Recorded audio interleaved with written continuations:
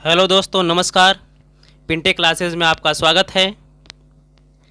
आज हम प्राचीन इतिहास भाग 4 लेकर आए हैं, जिसमें उत्तर वैदिक काल का अध्ययन किया जाएगा। पिछले वीडियो में हमने ऋग्वैदिक काल को पढ़ाया था। आइए इस वीडियो में उत्तर वैदिक काल का अध्ययन करते हैं। उत्तर वैदिक काल 1000 ईसा पूर्व से 600 ईसा पूर्व के बीच में माना जाता है और इस संस्कृति का विस्तार सरस्वती नदी से लेकर गंगा नदी के बीच जो क्षेत्र था उस द्वाब में इस उत्तर वैदिक संस्कृति का विकास हुआ। इस काल में सामाजिक व्यवस्था का आधार वर्णाश्रम ही था, परंतु वर्णों का आधार कर्म पर आधारित ना होकर के जाति पर आधारित हो गया। अर्थात जो जिस जाति में जन्म लेगा उसको वही कार्य करना पड़ेगा। ब्राह्मण, क्षत्रिय, वैश्य को द्विज कहा गया है। क्या कहा गया है? द्विज। द्विज का तात्पर्य श्रेष्ठ होता है, यानी ब्राह्मण, क्षत्रिय, वैश्य को श्रेष्ठ बताया गया है। ये उपनयन संस्कार के अधिकारी होते थे, यानी ये उपनयन संस्कार कर सकते थे, परंतु शूद्र उपनयन संस्कार के अधिकारी नहीं होते थे। इनके लिए उपनयन संस्कार के लिए प्रतिबंध लगा दिया गया। इस काल में स्त्रियों की दशा में गिरावट आई, अर्थात ऋग्वैदिक काल के सापेक्ष उत्तर वैदिक काल में स्त्रियों की दशा में गिरावट आई। इनके लिए उपनयन संस्कार भी प्रतिबंध हो गए। ऐतरेय ब्राह्मण में पुत्री को कृपण कहा गया है। पुत्री को कृपण कहा गया है। सभा में स्त्रियों का प्रवेश वर्जित हो गया। ऋग्वैदिक काल में सभा में स्त्रियां भाग ले सकती थीं, परंतु उत्तर वैदिक काल में स्त्रियों का प्रवेश वर्जित हो गया, यानी प्रतिबंध लगा दिया गया। ठीक। सर्वप्रथम जबाल उपनिषद में चारों आश्रम ब्रह्मचर्य, गृहस्थ, वानप्रस्थ, संन्यास का विवरण मिलता है। 16 संस्कार का विवरण इसी उपनिषद में मिलता है। उत्तर वैदिक काल में विवाह 8 प्रकार के थे। 8 प्रकार से विवाह होता था। ब्रह्म, दैव, आर्ष, प्रजापत्य, आसुर, गंधर्व, पैशाच और राक्षस।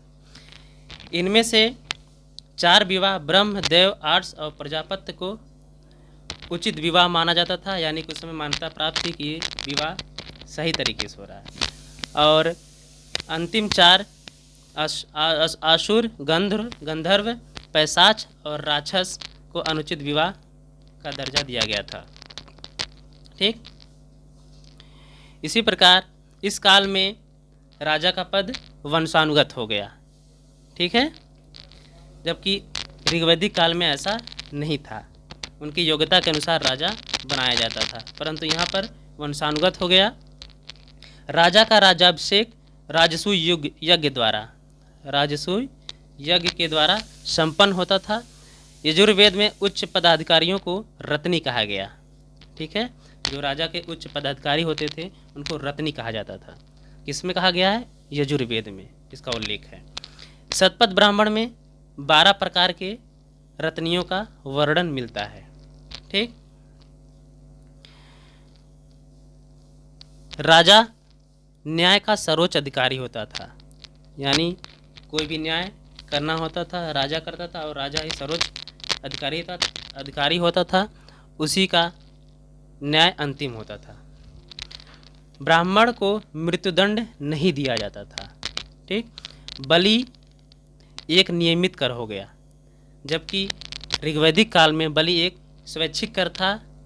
ठीक है, लेकिन उत्तर वैदिक काल में बलि एक नियमित कर हो गया और अनिवार्य हो गया, जिसको सभी को देना ही था। कृषि प्रथम पेशा बन गया। ऋग्वैदिक काल में कृषि द्वितीयक या गौड़ पेशा माना जाता था, परंतु उत्तर वैदिक काल में कृषि प्रथम पेशा बन गया। इस काल में लोहे से बने उपकरण का प्रयोग से कृषि क्षेत्र में क्रांति आ गई। ठीक है, उत्तर वैदिक काल में लोहे से लोग परिचित हो गए, जबकि ऋग्वैदिक काल में लोहे से लोग परिचित नहीं थे।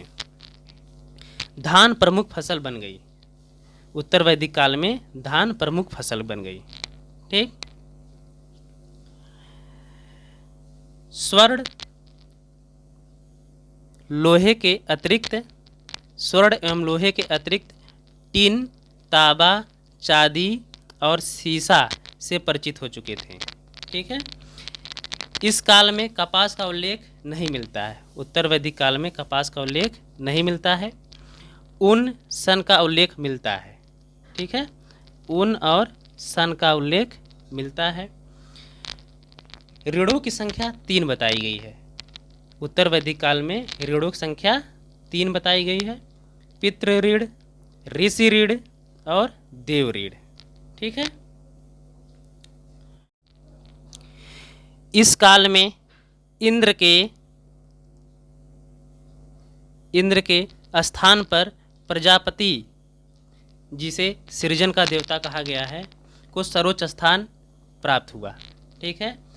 ऋग्वैदिक काल में इंद्र को प्रथम स्थान मिला था, परंतु उत्तर वैदिक काल में प्रजापति को प्रथम स्थान मिला। 2 अन्य प्रमुख देवता रुद्र, जिसे पशुओं के देवता कहा गया, और विष्णु, जो कि लोगों के पालक के रूप में प्रसिद्ध थे। सर्वप्रथम शतपथ ब्राह्मण में पुनर्जन्म का सिद्धांत मिलता है। किस ब्राह्मण में? शतपथ ब्राह्मण में पुनर्जन्म का सिद्धांत मिलता है। इस काल में मूर्ति पूजा का आभास मिलता है, यानी मूर्ति पूजा का उल्लेख नहीं मिलता है। ठीक है। शतपथ ब्राह्मण में सर्वप्रथम स्त्रियों को अर्धांगिनी कहा गया। क्या कहा गया? किस ब्राह्मण में? शतपथ ब्राह्मण में सर्वप्रथम स्त्रियों को अर्धांगिनी कहा गया। इसके कुछ शब्द हैं उत्तर वैदिक काल में जो प्रयोग हुए हैं। गौत्र, गौ धन को एकत्र करने वाला। ठीक है।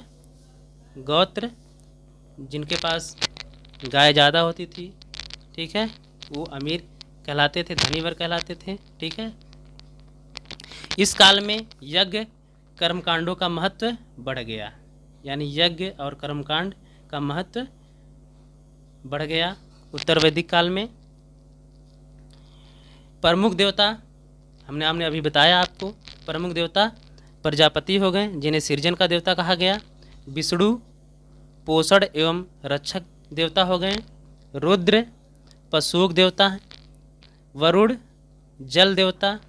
पूषण शूद्रोग देवता। ये इम्पोर्टेंट है। पूषण किसके देवता थे? शूद्रोग देवता थे। ठीक है। इसके बाद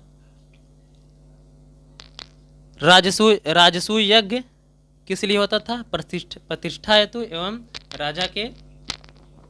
राज्याभिषेक हेतु।